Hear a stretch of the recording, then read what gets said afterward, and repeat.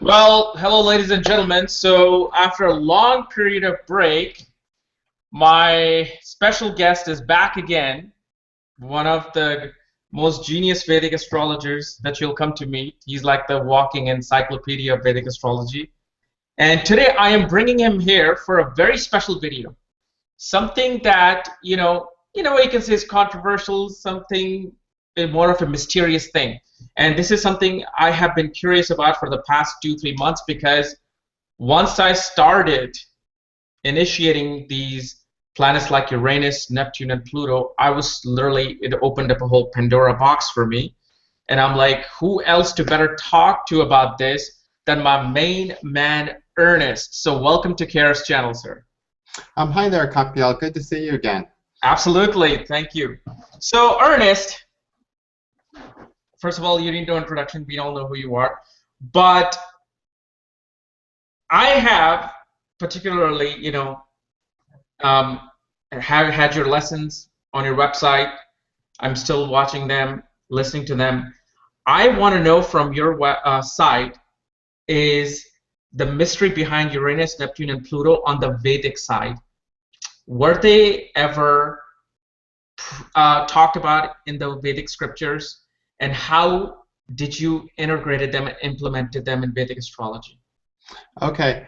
Well, first, I'd like to mention that I did Western astrology a few years before I did Vedic. And of course, like most Western astrologers, I used Uranus, Neptune, and Pluto a lot.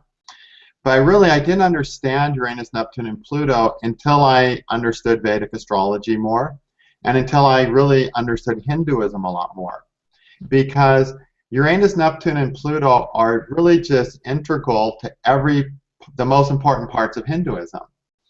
And if we read the Rig Veda and we go to the early roots of Hinduism, Hinduism is a very nature-centered tradition.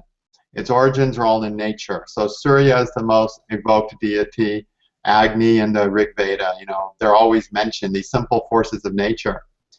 But that when it comes down to looking at everything that happens, everything has a creative, preservative, or destructive end, or some intermixing of that. And that's why in Hinduism, Brahma, Vishnu, and Shiva become so paramount. And you could really toss out all the other deities.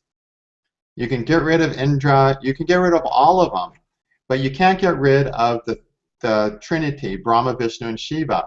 Because everything that's happening is having a creative aspect, a preservative aspect, or a destructive aspect. Yes. Everything in nature, everything in life, everything we do. And we don't need the other deities. We have all the other deities for all these cool stories, like Indra getting tossed out of heavens and Sukra or raising people from the dead. There's all these beautiful myths that teach us little lessons. But the foundation of it all is Brahma, Vishnu, and Shiva. And the outer planets actually represent what Brahma, Vishnu, and Shiva are doing behind the scenes. Wow. Okay. That's a very interesting way. I never thought about it that way. That's amazing. So now you're looking at it like, wait a minute, how can we not use them in Vedic astrology? Yeah. We really want to know what Vishnu is trying to do to us, or Shiva, or Uranus is trying to do to us. So, and again, Uranus or Vishnu is just what the Hindus call the preservative force in nature. The thing that allows things to be sustained so that they can reach maturation and not go crazy. Okay? And Brahma is the creative aspect. The birth of everything, from the birth of the universe to the birth of every living creature, is done by Brahma. And every time Brahma does something, he does something new. He never repeats himself. Every flower is different. Every person's different. Every animal is a little different. Everything's a little different.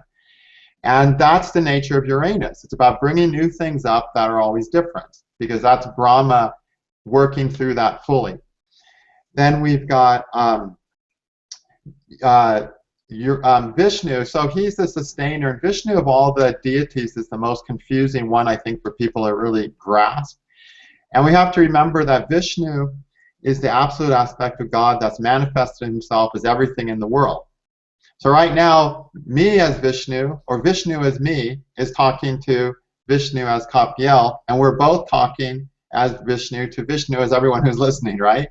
Because everything is a manifestation of Vishnu. That's the basic premise of Hinduism. And it's that premise, it's that fact that allows us to sustain, allows life to be sustained. So for instance, if I go out and I'm really hungry, and I go and kill something and eat it, I killed something, but life was sustained. Let's say I'm a vegetarian, but say I had to eat that deer, else I was going to die. Right. So I eat the deer, and my life is sustained through that. And you're going, wait, how is my life sustained? Well, Vishnu lets us know that only one can live. What's the difference? Vishnu is living, right? So either I die of starvation, or I eat the deer and kill the deer. Right. And what's preserved is Vishnu is preserved. Vishnu is always existing. So whether I have it, the deer has the life, whether I have the money, you have the money, it's all the same because Vishnu is the one having it, actually.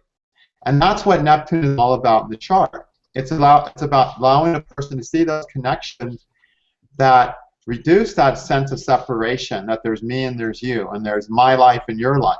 There's only one person who can live. What's the difference? Right. It's Vishnu who's living. There's one person who can die. What's the difference? It's Vishnu who's dying. And through that understanding, everything's preserved because life, the underlying life that's creating all these things, these separated things that we see as non-Vishnu, that's the real Vishnu. So when I eat the deer, the life in the deer, the Vishnu in the deer sustains the Vishnu in me by keeping my life and body. Right. Okay? So Vishnu as the sustainer or the preserver, he's the transmutation of energy, where, we know this basic fact that energy is never destroyed, it just changes form. Right. And that's the Vishnu-Neptune quality. Whether you die or I die, if only one of us could live, what's the difference, right? Exactly. Okay. So Neptune has those connotations of teaching a person to tune into things, to comprehend things in a way that whether they have it or not, what's the difference? So whether I have the girl or he has the girl, what's the difference? Vishnu has the girl. That's a very common lesson that comes up when somebody has a prominent Neptune transit, something along those lines where everyone can't be happy, so Vishnu decides and we learn to say, what's the difference? It's all good. So it's we'll talk more about that specifically. Okay. Then of course, Shiva is the one that comes along and removes things to make room for other things. And the things he removes always transcends to a higher level of being. And that's what Pluto does in the chart. Now, the interesting thing about these three deities, they're always sort of working together. And in Hinduism, we have a saying that, Vishnu is Brahma, and Brahma is Vishnu, and Vishnu is Shiva. We basically say they're all the same. And we say that because all of them are really just God manifesting, destroying or sustaining, creating life on Earth, and doing the creation he needs, the sustaining and the destroying he needs for life to continue and life to flourish. But he does that in three different ways, so we divide them into these three deities. But they're always working together. So if Vishnu is sustaining me by letting me eat the deer, Shiva is killing the deer so I can eat it, right? Mm-hmm. Okay. And then I'm eating the deer, and the deer is creating and regenerating and rebuilding my bodily cells. And so the creation is happening too, right? So from destruction, creation is happening. They're always together. Right. Whenever Brahma, Vishnu, and Shiva show up, when you see one, the other two are always there somewhere. You know what I mean? Like Krishna, incarnation Vishnu, shows up, and look how much destruction there is, right? Yeah. Shiva was all over the place, all right? Mm-hmm. You can't separate them. So, and this is really, I think the whole way we're meant to use Uranus, Neptune, and Pluto is shown in the story. We get hints of it in the story about the churning of the ocean. One of the most important myths in Hinduism, right? In that, we see Vishnu, Shiva, and Brahma intimately involved to create the nectar of immortality, which had one purpose. What was the one purpose of the nectar of immortality? To make your Rahu and Ketu immortal, right? Right. That was the end goal of it. Nobody knew that going into that except Brahma and Vishnu and Shiva. They kind of knew what was going on. So just to recap that myth, the Devas and the Asuras had kind of created a little piece because they wanted to churn the ocean and get the nectar of immortality. And then they wanted to drink it, and the Devas were hoping to get it away from the demons so the demons couldn't be immortal. So they conspired with Vishnu to get the, Vishnu promised them that he would not let all these Devas get or these Asuras, the demonic forces, to get the nectar of immortality. But they needed all these powerful people to churn the ocean because it was so much hard work. So they start churning the ocean. And first of all, Vishnu was heavily involved in this because he's the one who suggested the churning of the ocean. He said, churn the ocean, get the nectar of immortality, and I'll make you guys immortal without making the demons immortal. Because the demons were winning the battle because whenever one of them got killed, Shukra would reanimate them, bring them back to life. But the Devas couldn't do that. So when they got killed, it was all over. So they prayed to Vishnu, and Vishnu said, churn the ocean, get the nectar of immortality, but you're going to need the demons to help you. But I'll make sure the demons don't get any. That was his promise. So Vishnu set this all up. Okay? They start churning the ocean, and all this poison starts coming up. That's so poisonous, it's going to destroy the whole world. So then Shiva comes up, swallows the poison. That's why he's blue-necked. That's the poison that's bottled up in his neck. That even if Shiva swallows the poison, he will die. That's how bad it was, okay? Wow. He has it stuck there. So Shiva drinks the poison. Then they get their nectar of immortality, and the Asuras grab it and run off with it. And they're about to feed each other when Vishnu manifests himself as Mohini, the most beautiful feminine form ever to have existed. Mm-hmm. She was so attractive, all the Asuras started looking at her, and they forgot all about the nectar of immortality. So, to make a long story short, she got her hands on it and only started giving it to the Devas. While she was winking and showing her curves to the Asuras, the demons, and promising they would get some, but she intended to give it all to the Devas and say, oops, it's all gone. Yeah. So while she was doing that, again, Vishnu's involved again because he promised the Devas only they would have it. And remember, Vishnu is Neptune, Shiva is Pluto, and Brahma, who's about to show up, is Uranus. So then, while Vishnu in the Mohini is giving the nectar of immortality to all the Devas, Rahu, one demon, Swarbarnu was his name, he gets in and hides in the line of the Devas. And he hides in there right by the sun and the moon. And right when Mohini gives them the nectar of immortality, it just touches their throat, and that's all it takes. Right when that happens, the sun and moon go, hey, wait a minute, this is a demon. Don't give them the nectar of immortality. But it was too late. And Vishnu knew that was a demon, but he gave it to him anyway because Brahma had given that demon a boon to make him immortal. And this is where Brahma comes in. The whole reason the ocean was churned was to make this demon immortal that Brahma had promised a boon of immortality to. This demon wanted to be immortal like the planets. So Vishnu suggested the churning of the ocean. So you see how they're working together. Yeah. Okay? Then the sun and moon, and again, Shiva works through the sun, and Gauri, Shiva's consort, works through the moon. So Shiva and his consort, the sun and the moon, see that this is a demon and tells Mohini Vishnu about it. So Vishnu throws his Sudarshana chakra and cuts the demon in half, but it's too late. The demon's already immortal. And now we have Rahu and Ketu. So in the churning of the ocean, we had Uranus, Neptune, and Pluto, or Brahma, Vishnu, and Shiva, all come together to churn the ocean for the purpose of creating Rahu and Ketu. So in the horoscope, when we use Uranus, Neptune, and Pluto, we have to use them in conjunction with Rahu and Ketu. Okay? Okay, so it's like Uranus, Neptune, Pluto is one of them representing more of Rahu energy, one of them representing more of Ketu energy. Is that what you're trying to No, do? they're actually both working towards both of them. So all three outer planets are working through both Neptune, or sorry, Ketu and Rahu. Okay, so each planet has both the energy within them. All three, yep. Okay. All three, I Uranus, see. Neptune, and Pluto, are working through them. The Okay. reason Hindu astrologers have done so well without Uranus, Neptune, and Pluto, because they've always had Rahu and Ketu. Right. Wow, Right? Ernest, this is Okay. amazing way to explain. I am telling you today, I never thought of it this way. It's like such valuable enlightenment that I'm getting of thinking Uranus, Neptune, and Pluto the way you're explaining. Yeah, when you think of them, you're like, wow, how can we not use them in Vedic astrology? Right. Now, there's some critical differences between Uranus, Neptune, and Pluto and the other planets. Okay. The first thing is they're invisible. We can't see them with the naked eye, Right. which means they're not the concrete events. They're not karakas of anything.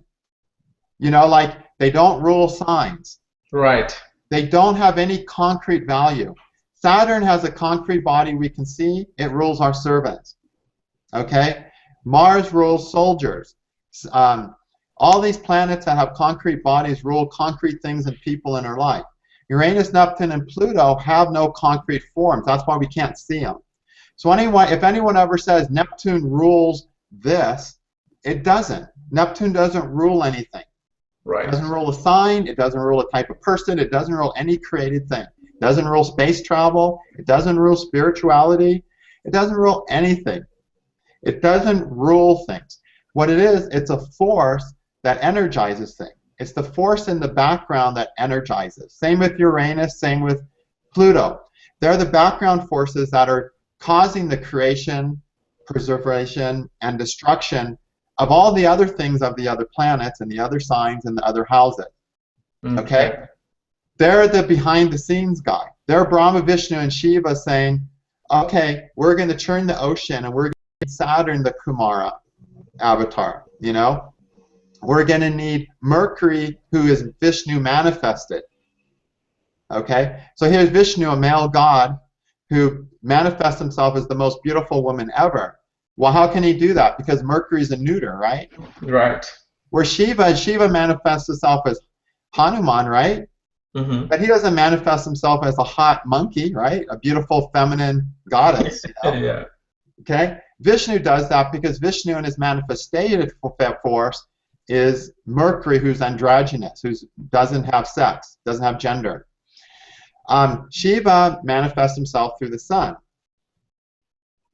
right? And Brahma, of course, manifests himself through Saturn.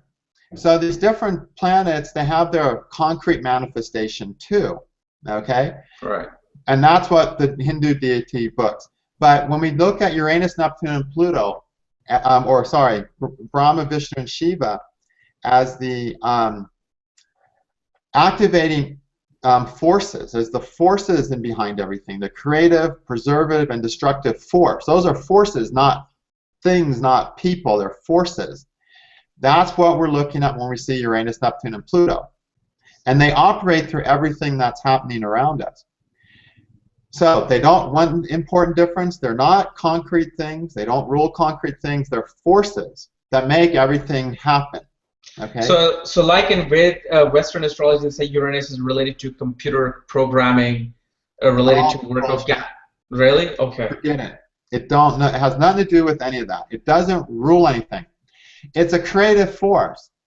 Anytime you create something brand new, there's Uranus behind it, right?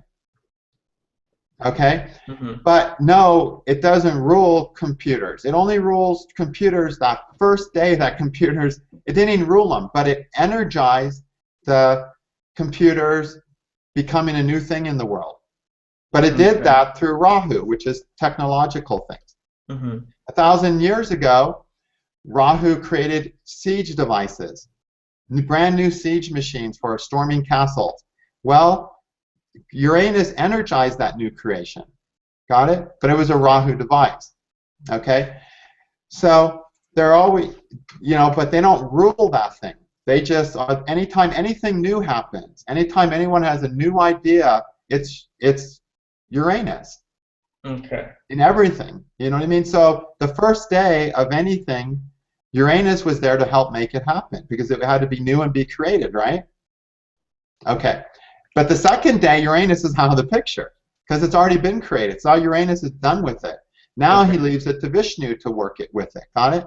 Right. Until there's no purpose for it, and then Shiva comes along and ruins it and destroys it. But all the other planets do those things. You know, they're the ones that have the hands-on responsibility of doing those things. Hmm. Uranus, Neptune, and Pluto are just those forces, not things. You understand the difference? Yes, yes, no, I do understand it. So let's say if you have, let's say, Uranus in your horoscope sitting, what is the judgment of that, let's say Uranus in the fifth house? What, Okay. how can an astrologer interpret that Uranus versus the transiting of Uranus? Because what I feel is that the way you explained it, I feel that the transit of these planets are bringing more into manifestation versus them just being in your horoscope at a certain house. How would Totally. I? Okay. You can look at the house and the planets, the aspect in the chart. Those are things that throughout your life you'll be either creating, having a preservative attitude about, or destroying. But in transit, it's the specific times where certain things get created, preserved, or destroyed. Okay? Okay. And then as far as the aspect is concerned, what type of aspect do these Okay. planets have? Like 5 and 9? I'll explain that in a minute. Okay. One other thing that's really important, the second difference I want to explain between the other planets and Yeah. the invisible planets, Uranus, Neptune, and Pluto. And that is that the other planets are sort of goofballs when it comes down to it. They're always causing trouble, you know? Like Jupiter, Indra. Do you want to really be Indra? You know, when you really think about it, you know? And, you know, how many times has he been kicked out of heaven, right? Right. Right? You know? How many times has he lost his kingdom, right? No, I don't want to be Indra, okay? I mean, Right. do you want to be Jupiter and have your wife cheat on you with the moon? Right. Exactly. You know, Yeah. do you want to be the bastard son of the moon, Mercury?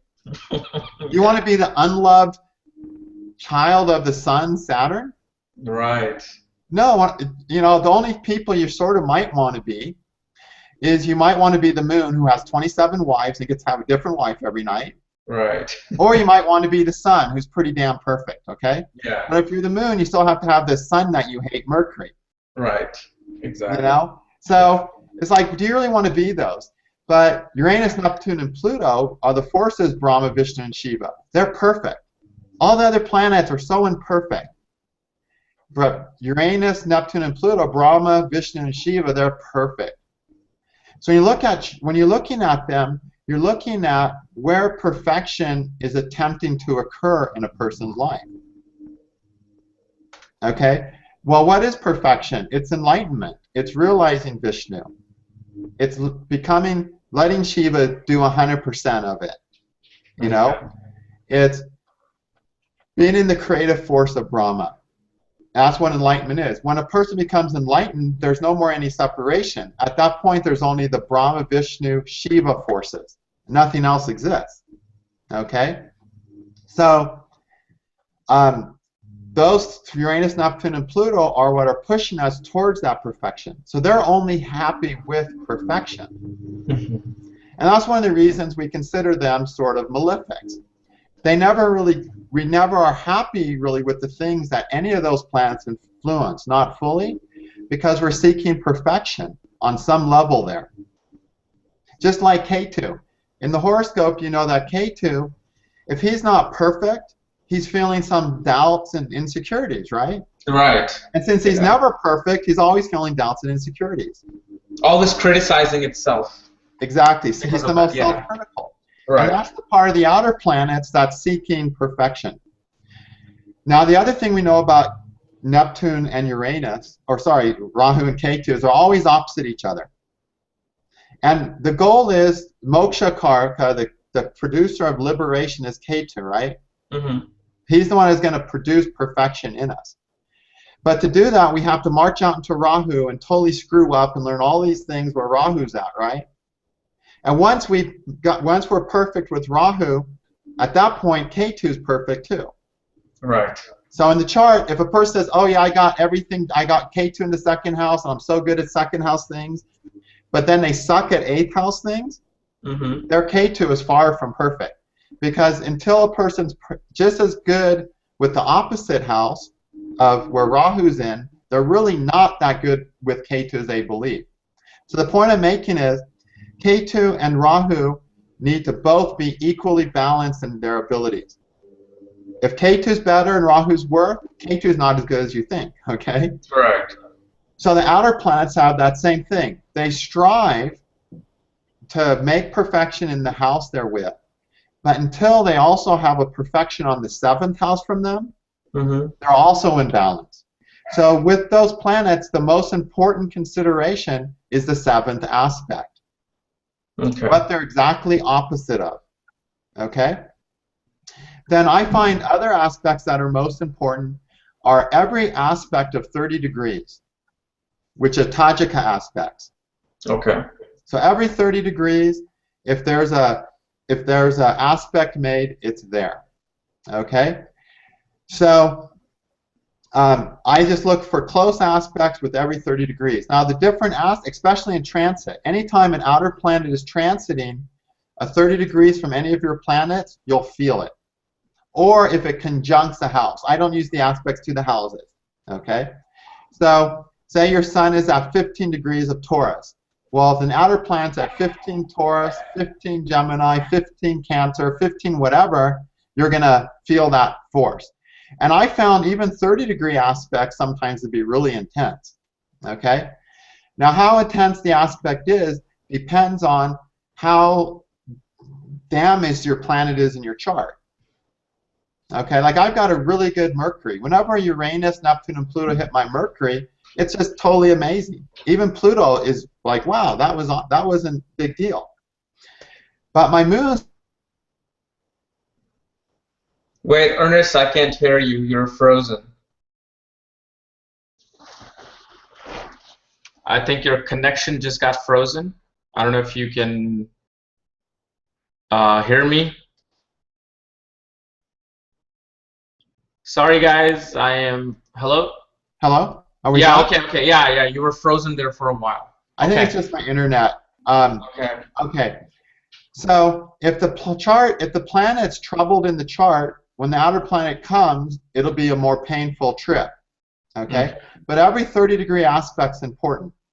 Now, the most important 30-degree aspects, though, are when it's conjunct or opposite, or exactly 90 degrees on either side. Okay. Okay? Those are the ones where we turn corners. Like in the circle, if you look at the circle, 0, 90, 180, and 270 are sort of where we turn direction, we change directions in the circle, right? Right. And so just like if you look at the day, and we divide the day into 4 parts. We have midnight, sunrise, sunset, and noon, right? Right. Those are the 4 corners of the day. Every circle has these 4 corners. Yeah. Well, with transits and with planets in the chart, it's the 90 degrees or 4th, the 7th or 180 degrees, the 10th or 270 degree point, and the 0 degree point or conjunction, right? Right. So when you have an outer planet hitting one of those, either in transit or in your chart, you're taking a hard turn, okay? And so it's a much more intense experience. When it's a 90 degree or 4th and 10th hard turn, it's usually a hard turn you're not even ready for. It's like, whoa, where did that happen? It's a secret hard turn where you're driving down the road and everything seems great, and all of a sudden it's like you got to wrench on the wheel as hard as you can. The turn came out of nowhere. Okay? Right. Okay. When it's a conjunction or an opposite, it's a turn that you're sort of, it's a hard turn that you know you're going to have to make, and so you're a little more ready for it. Or you're more prepared to make it when it comes, so to speak, okay? Okay. Then if it's a 30-degree aspect, or if it's a 120-degree aspect, those create the growth much more harmoniously. That's like taking a nice, I don't want to use the nice sunny drive, but that's a more gentle curve. That's more like a gentle curve. There's going to be changes, there'll be some adjustments, but it won't be as intense as those hard corners, okay? If it's a 60-degree or aspect, it comes out of the blue. You're not expecting, all of a sudden it pops into your life. If it's a 90-degree aspect, it's something you've been hoping for, you know you need to change, and finally it happens. Okay? And is it in both directions, like the 30-degree? Both directions. So if it was, your sun is in Taurus, Uranus is in the sign of Aries at 15 degrees, so it'll aspect your sun in the Taurus, then will go over your sun. Then if it's in Gemini still at 15 degrees, it'll still be affecting your sun because it's in 15 degrees. If I don't When know. it hits that 15-degree point, yeah. Okay. And that's what they call a semi-sextile or 30-degree orb, not orb, but aspect. Okay. The 30-degree and 150-degree aspects are generally less powerful, especially the 30-degree. But honestly, I've noticed 30 degrees to shake things up a lot too. And both of those can create some changes and some losses, some sacrifices. But they're usually not as intense as those hard turns, the conjunction, 4, 7, and 10. The 90 degrees on either side and the opposition and conjunction. Those are the biggest ones. And this is for all three planets, not just Uranus. Uranus, Neptune, all three outer planets. All three outer planets. Okay. So, yeah, go ahead. So when you see one of those outer planets in transit, which is where they're really a lot of fun to watch, right, you're going to make a big shift towards becoming a better person.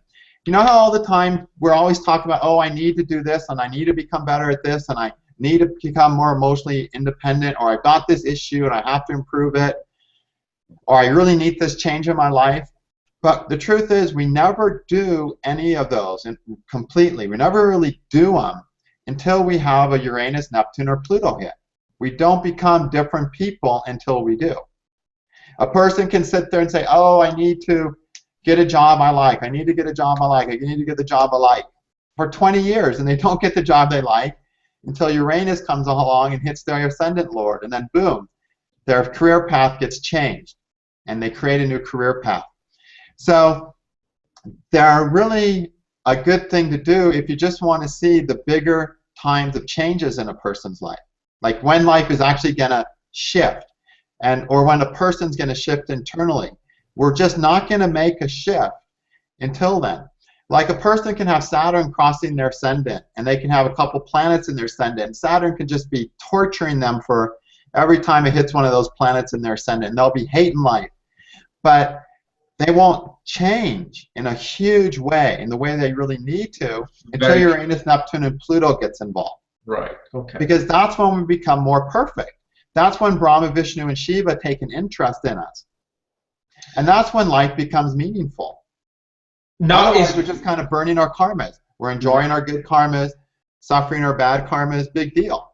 When Uranus, Neptune, and Pluto get involved, that's when we start becoming different, better people. So that's when life becomes worth living, really.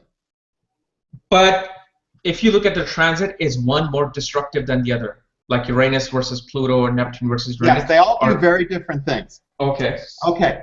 So Uranus's job, and I'll talk. And Uranus does this in the chart, and it does it in your, in transit too. Uranus' job is to make you more who you are. Okay. So it brings out more of who you instinctively are, of what you really were born to be.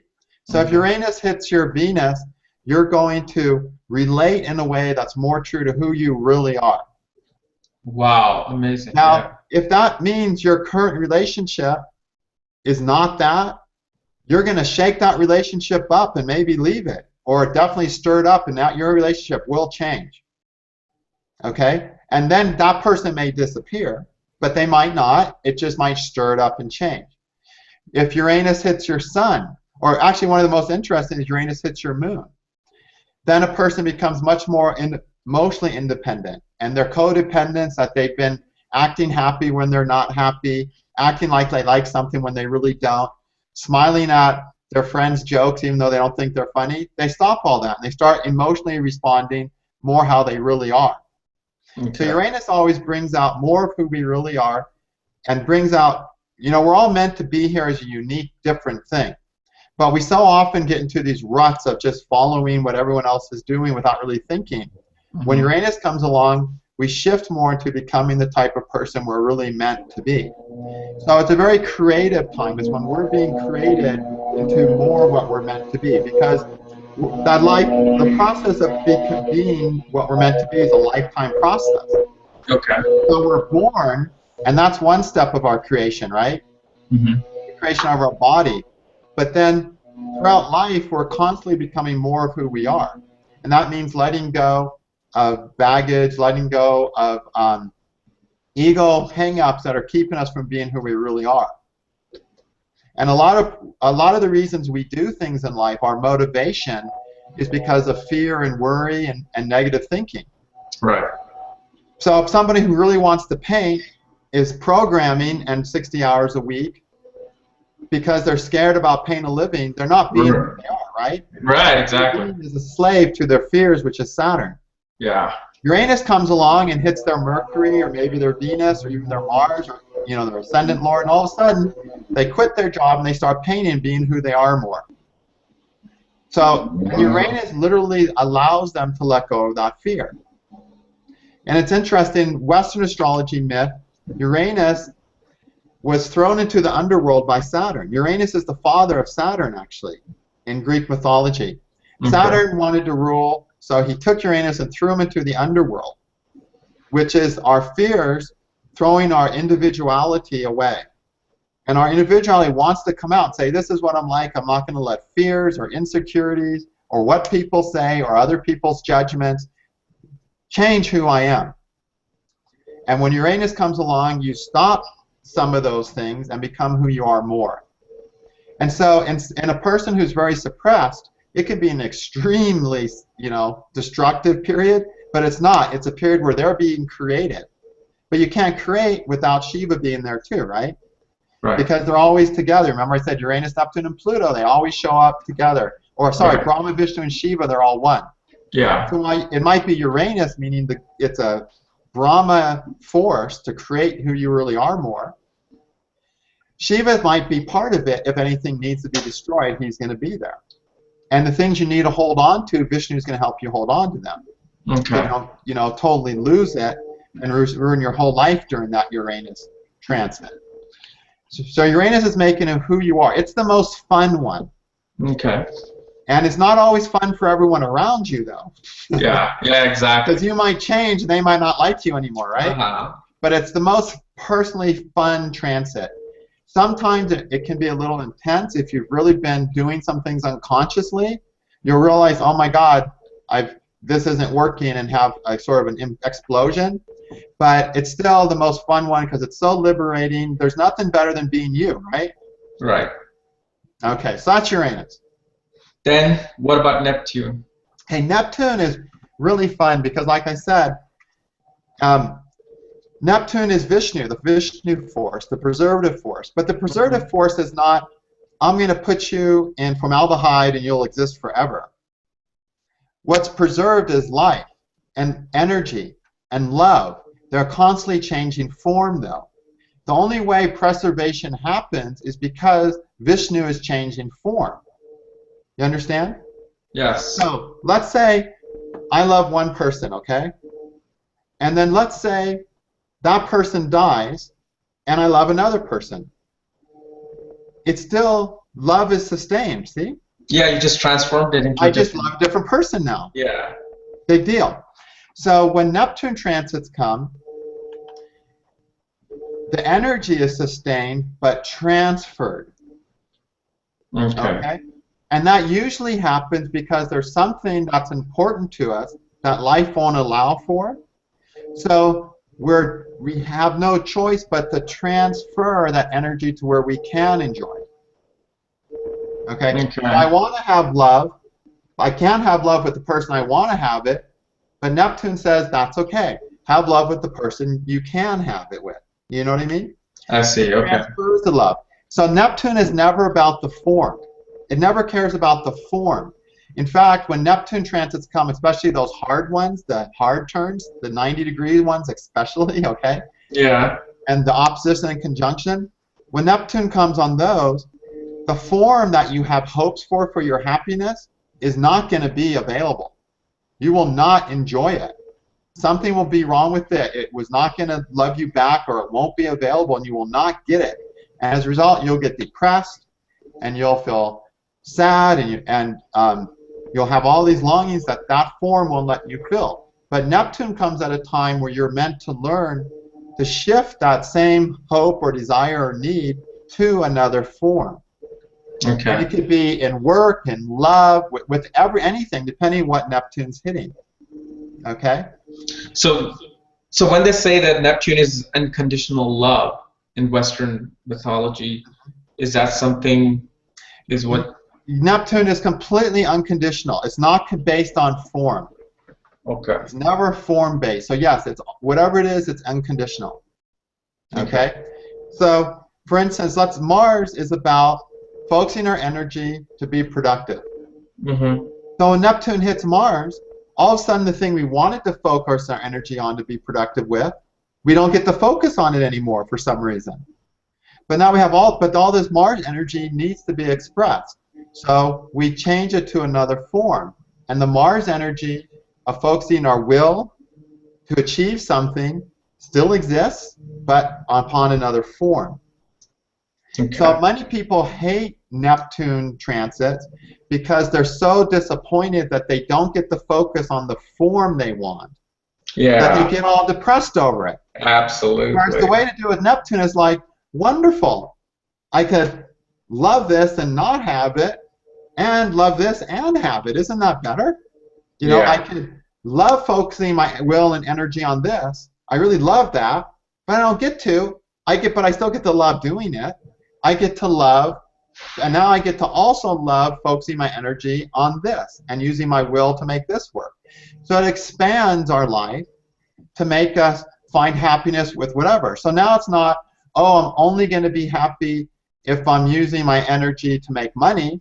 It's like, I'm just as happy using my energy to farm.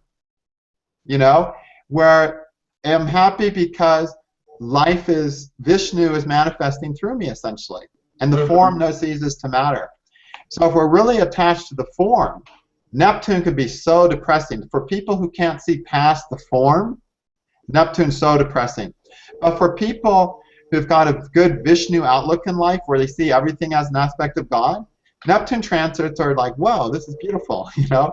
They're much nicer. So a lot of it depends on the person and how ignorant they are, essentially. You know, how much things are based on physical form versus the energy, which is the Vishnu. That's always sustained but changes form. Now, how will this translate if, let's say, Neptune was sitting with your Venus in the birth chart instead of translating? How would you study that? Anytime you have it in your birth chart, it's a lifelong theme. You're always going to be doing that. Anytime you have it in transit, you're only doing it for that year to two while the transit's bouncing back and forth across your planet. Right. So let's say, as an example, say you have Neptune on Venus in your chart.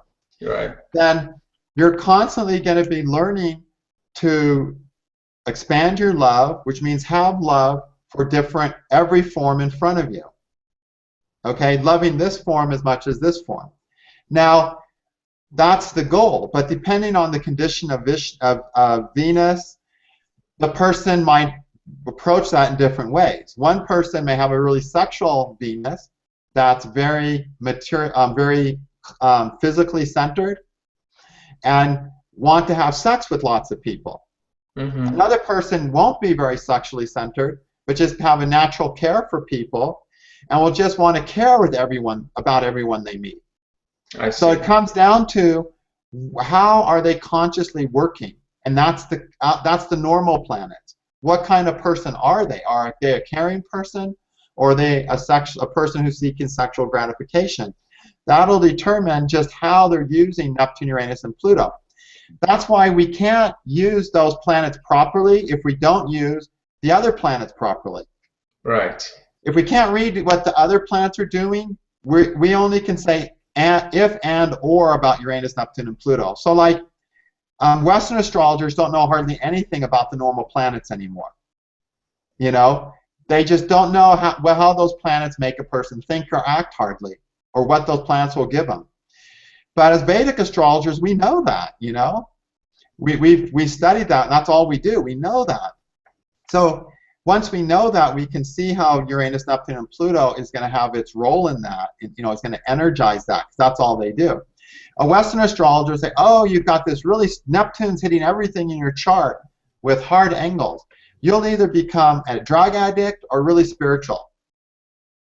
But they don't have a way of saying which is it really going to be. Yeah. But with ours, we just look, oh, they've got yogas for spirituality, and they got good Jaimini yoga for devotion, oh, you're Right. going to just connect spiritually so deeply, right? So Mm-hmm. we know how the person's going to act.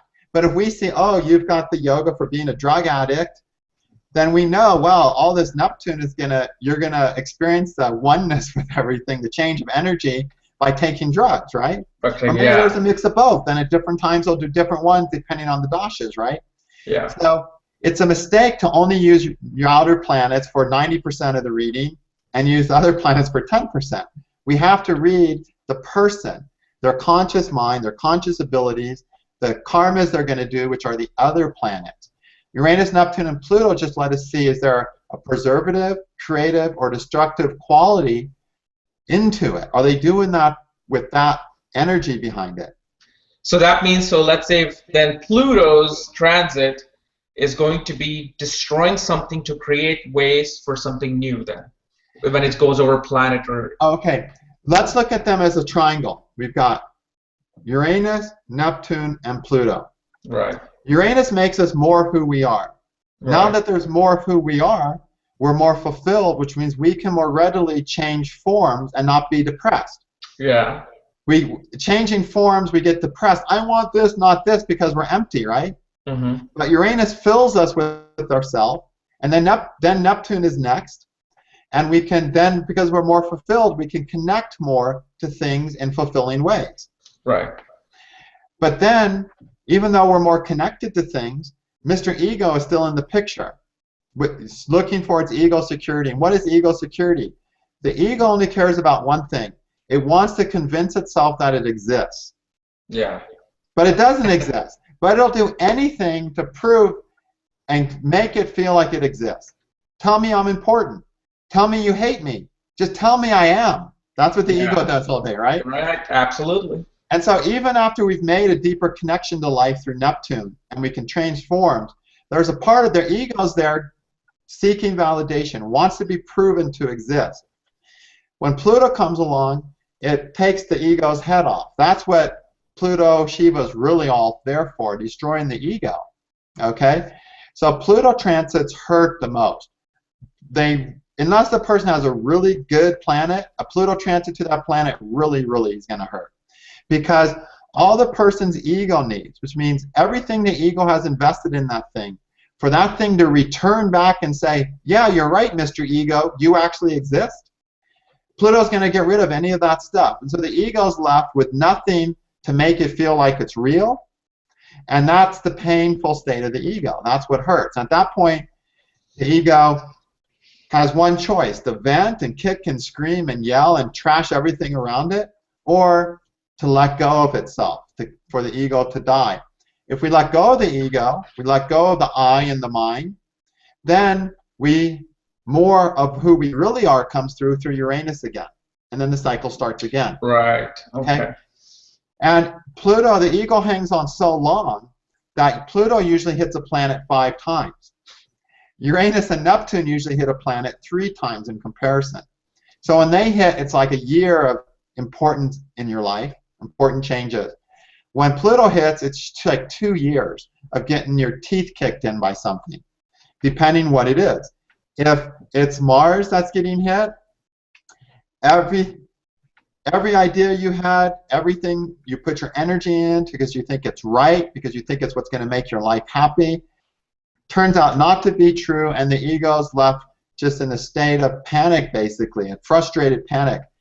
And until a person just lets go of those ego needs, it's there. So when Pluto comes along, it shows us that a lot of the things we've been doing because the ego wants to get proof that it's real, okay? And now those things aren't going to work. It's not going to get the proof that it exists.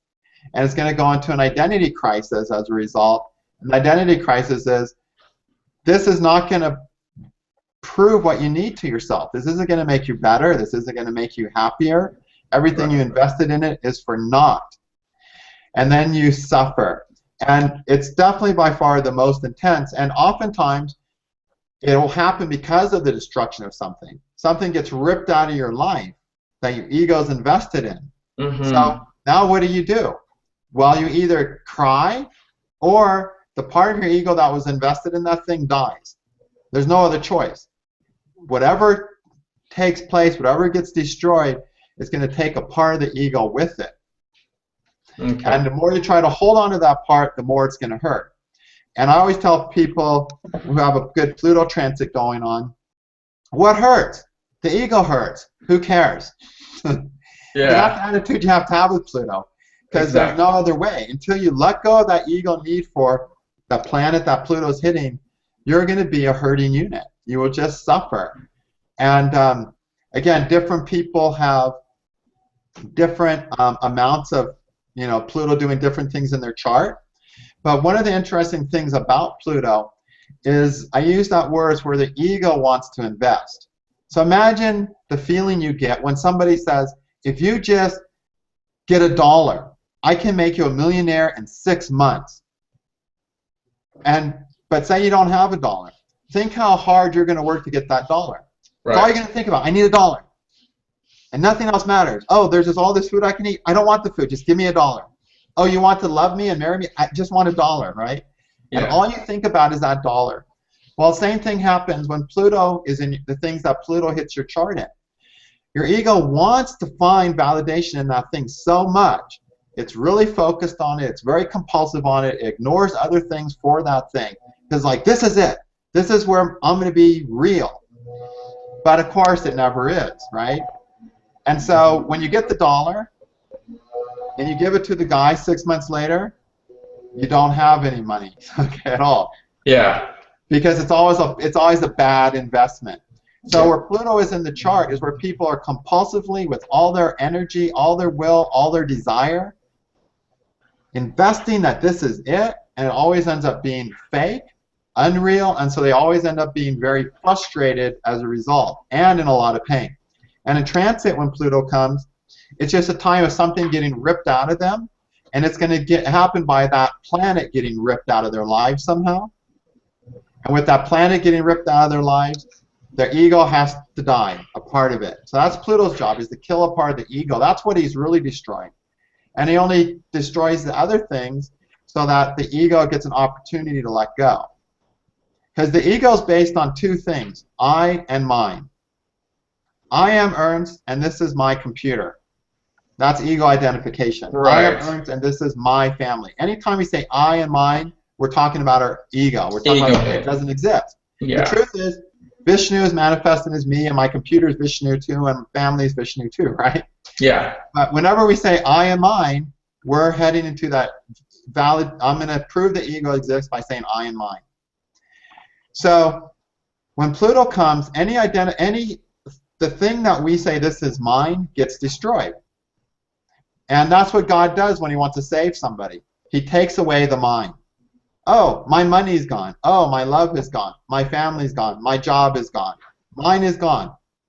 Once mine's gone, there's only one thing left, and that's the I. But God doesn't take away the I. He won't do it.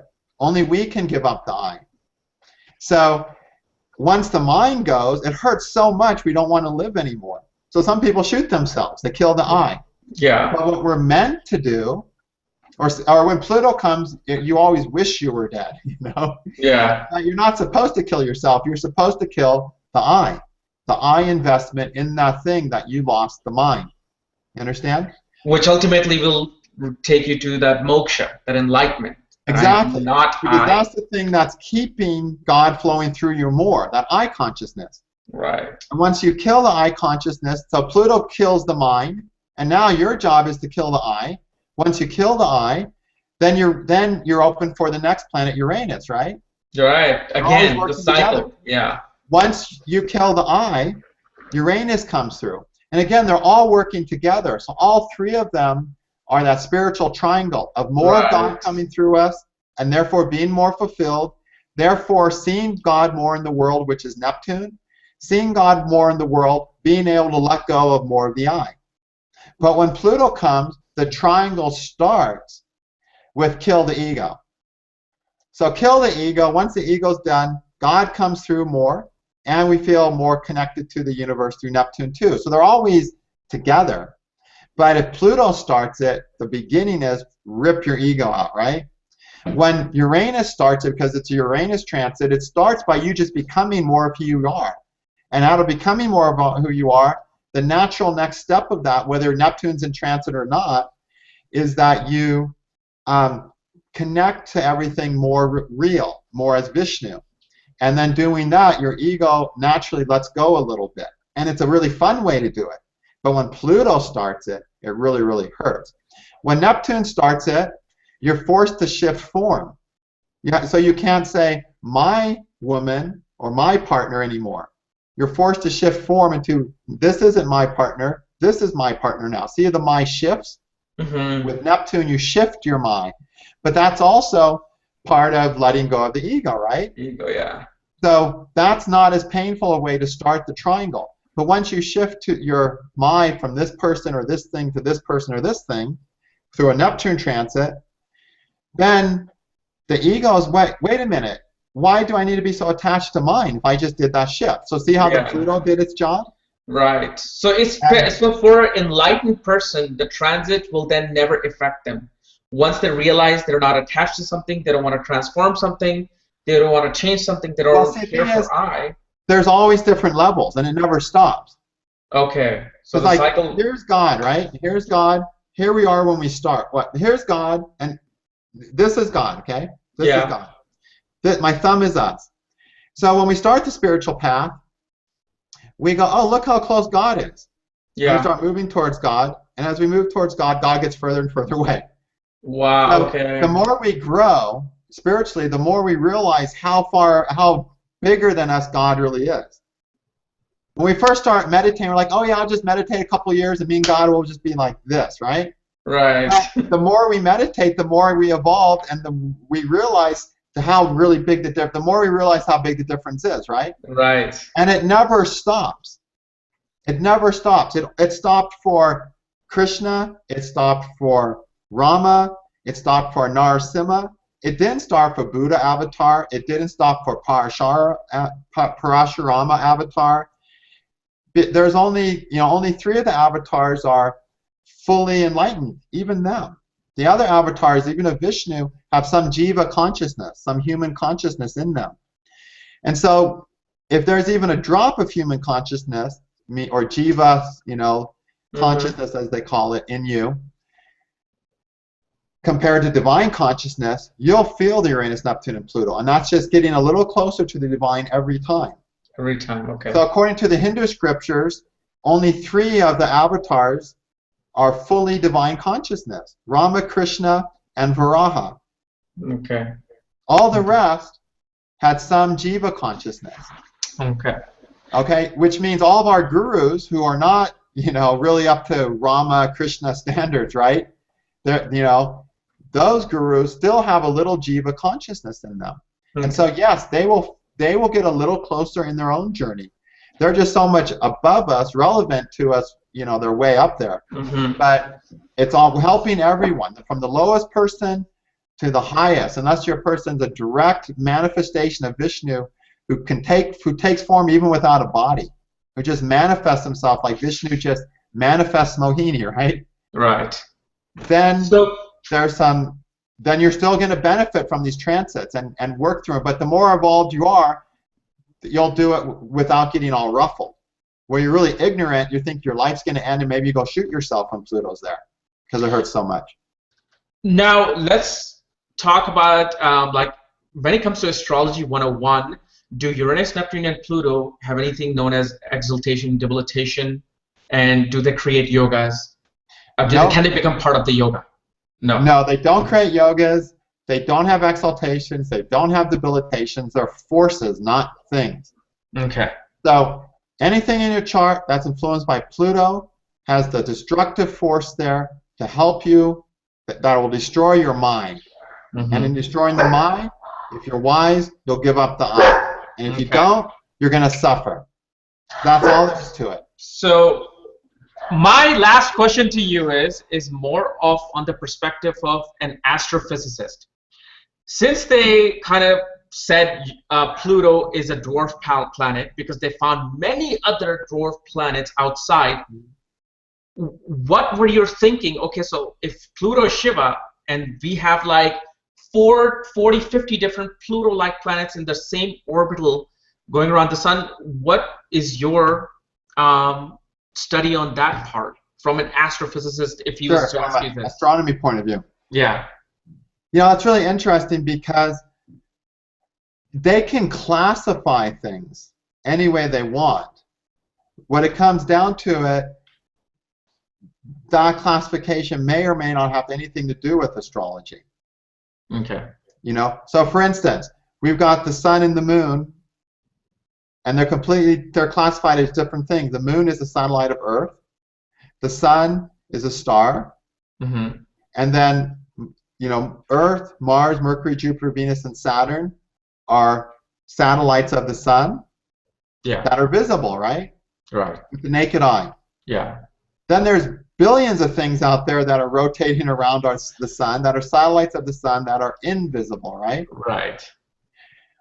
So, and they're going to classify Uranus and Neptune as planets, but not Pluto. I don't classify any of them as grahas. Right. Because in Vedic astrology we have grahas, which is sun, a star, the moon, a satellite of the Earth, Mm-hmm. 5 satellites of the sun, you know, Mars, Mercury, Jupiter, Venus, and Saturn. Yeah. And then 2 things that don't even exist called Rahu and Ketu, which are mathematically defined points. And they're all classified as grahas, right? Right. So I classify, we got grahas, and then we have the bodies that we can't see, Uranus, Neptune, and Pluto, and possibly lots of other things. And all of them will have some bearing in our lives. And what's to say if we calculate these other bodies, what might happen, what might not happen. But I think we also have to sort of look at it that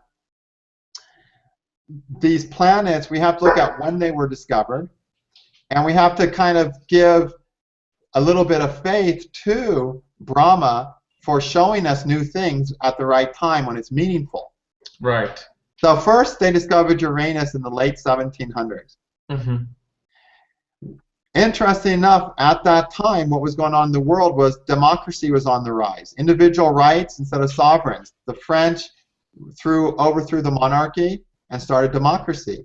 The United States fought the English for democracy. Yeah. Right. That was all happening when Uranus was discovered. Then, in the late around 1860s, Neptune was discovered. At that point, the Eastern teachers started leaving India and going around the world. Right. You know, with wow, that is so true. Isn't that cool? So Yeah. these Vaishnavas are basically showing up to teach us about Vaishnava philosophy, which is Vishnu, which is Neptune. Right. Then Pluto shows up, and we're like creating nuclear bombs and mass objects of destruction. And Oh my killing, God, that is. you know what I mean? So we have to look at it in the context of when it gets discovered. Wow. And so the fact that Pluto was discovered at this time, we can't really just say, oh, because it's classified different, all of a sudden it means something else. What's important is the order it was discovered in. First was Uranus, then Neptune, then Pluto. That's all I care about. Yeah. I don't care what they call it. Now, there's a really interesting thing, though. Every planet has things to it that explain how it operates in our lives. For instance, one of the interesting things about Pluto is it has a huge moon that's as big as Pluto is. Yeah, yeah. And that's what the ego wants, that false reality, that moon. Oh yeah, this is the satellite of Pluto that's going to validate my ego. And we hope for that, and then we find out it's disappointing and frustrating every time. So every compulsive, addictive, I got to have this Pluto feeling we might have, always is towards the moon, actually.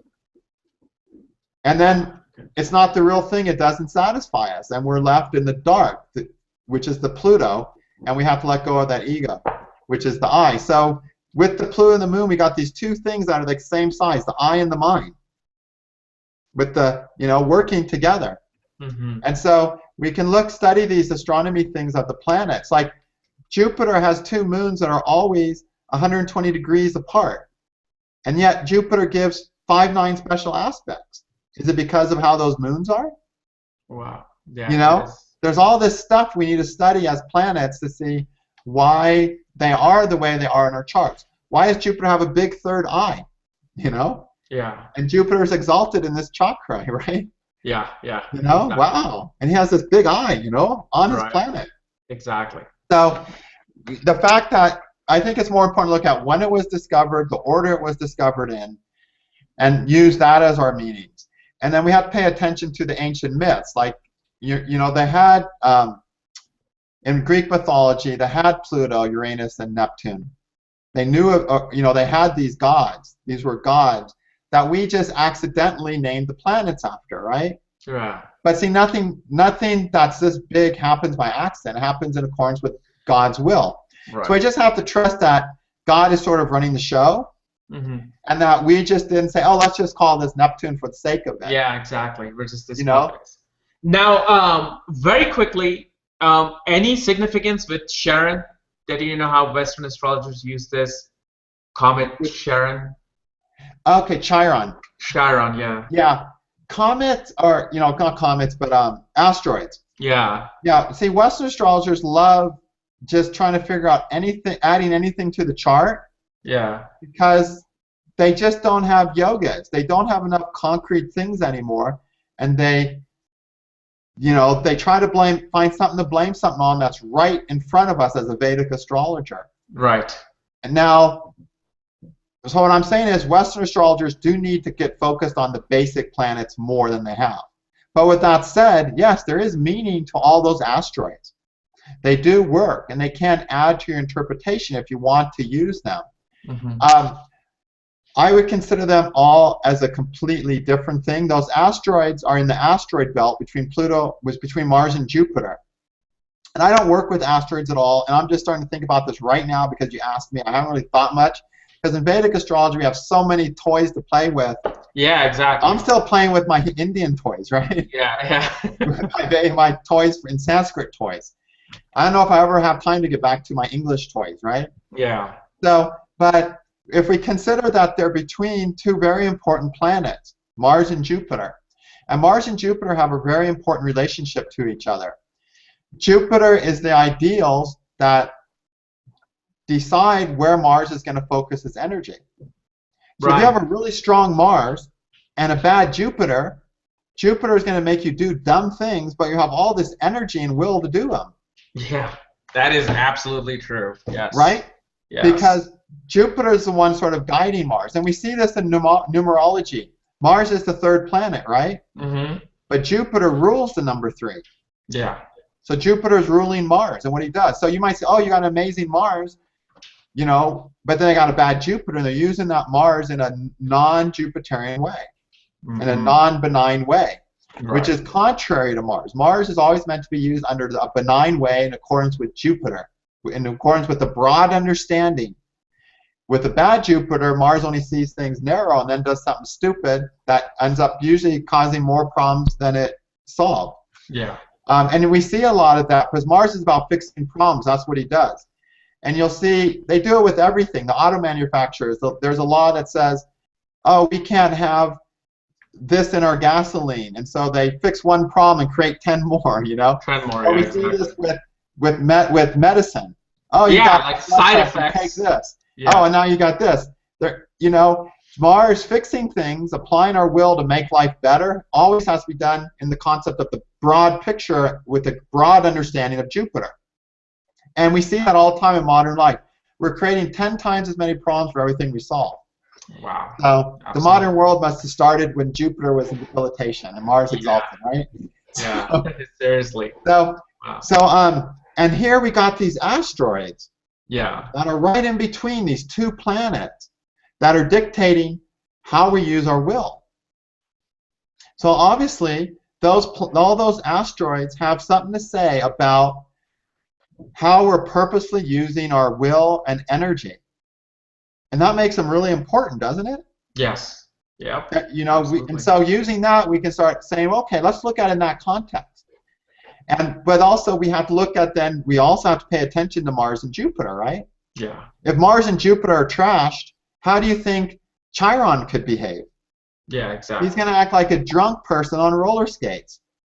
And he's a centaur, by the way. A drunk centaur on roller skates. Yeah. Okay? You know? So we need to, just based on the astronomy, we can start understanding these. Because the guru in astrology is astronomy. Right. Let's study it astronomically and see what meaning we can arrive at, and then go from there. Okay? Okay.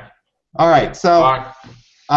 and the one thing I wanted to mention, we should always read the positions of Uranus, Neptune, and Pluto in our charts in the context of Ketu and Rahu. And What do you mean? so for instance, we look at the sign or the house that Uranus, Neptune, and Pluto are in, and then if we realize that all the desires for those planets, all the growth are trying to occur, is because of our past life experiences indicated by Ketu. So we're trying to achieve the Uranus, Neptune, and Pluto goals because of our Ketu experiences. I see. Okay. I see. So we can say Pluto's in the second, and your ego is very attached to wealth and name, and you need to break your ego free from those attachments and find something more real to identify with. And you have that because you have Ketu in the 10th in your last lifetime, and with the sun in Leo. In your last lifetime, you were royalty. Right. You were a powerful ruler. And so you see it ties into their past life, actually. And I actually show how to do this in my Outer Planets course, my audio course. I talk about that. Oh, that's another thing. Where whoever is watching this in the future, where can they go to learn from you about all these things, and perhaps even get a consultation from you? What are the websites? Can you please tell me? Let me just finish this thought, then I'll say that. And then how Uranus, Neptune, and Pluto are going to get better. Right. How we're going to work on them, the situations that are going to bring them to our attention the most, is the house that Rahu's in and where Rahu's Lord is. And anytime you get Uranus, Neptune, and Pluto conjunct Rahu and Ketu, or at a 90-degree angle to it, it all gets way more intense. Okay?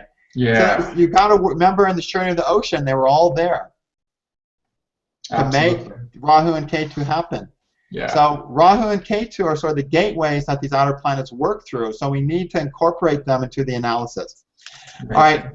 The outer planet course, which is it's like a 5-year-old, no, it's like a 10-year-old course. And I even talk about them as Brahma, Vishnu, and Shiva in that course. I tell how to use them astrologically. That's at the Vedic-astrology.net website. Okay. Then at my astrology-videos.com website, I have got 600 hours of videos on astrology now. But nothing on the outer planets. But I'll probably do something on the outer planets before long. It'll be a few months because I'm juggling some other courses now. Okay. Perfect. Ernest, it's always an enlightening pleasure to bring you on my channel. I mean, every time you have come in, you just like, boom, explosion of Pluto from you. I mean, it's Uranus. It's an explosion of Uranus. I bet you probably whoever watched this, you probably destroyed their ego regarding Vedic astrology, and probably brought a new change, because I know many well-known astrologers literally says that, oh, Uranus, Neptune, and Pluto are space junks. But apparently you just completely simplified it in a beautiful manner, which I don't think anybody else will be able to question them as space junks. So thank you. You're welcome. Thank you so much. So, and I'm obviously going to have you more here now because of the fact I saw the profound effect in my own readings with Uranus, Neptune, and Pluto. So thank you so much, Ernest. Namaste. Namaste.